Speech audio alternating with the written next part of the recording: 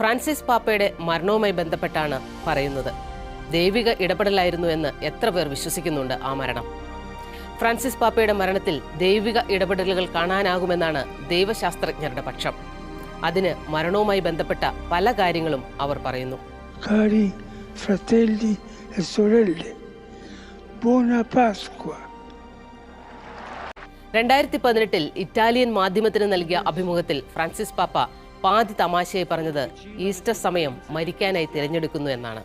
പാതി തമാശയായി പറഞ്ഞതെങ്കിലും ഫ്രാൻസിസ് പാപ്പ മരിച്ചത് ഈസ്റ്റർ തിങ്കളാഴ്ചയാണ്.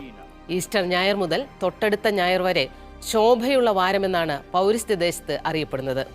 പാശ്ചാത്യ ദേശത്ത് ഇത് ഈസ്റ്റർ ഒക്ടേവ് എന്നറിയപ്പെടുന്നു. ശോഭയുള്ള വാരത്തിലെ 2-ാം ദിനം രാവിലെയാണ് ഫ്രാൻസിസ് പാപ്പ മരിക്കുന്നത്. ഉത്ഥിതനായ ക്രിസ്തുവും പാപ്പായും തമ്മിലെ ആത്മീയ ബന്ധമായി ഇതിനെ കാണുന്നു. ഒപ്പം രാവിലെ 7:35 മരണം, പ്രഭാത പ്രാർത്ഥന നടത്തുന്ന സമയം. പാപ്പ മരണത്തിന് തൊട്ടുമുമ്പ് പറഞ്ഞത് സഭയുടെ മേൽ ദൈവം കരുണയായിരിക്കട്ടെ എന്നാണ്.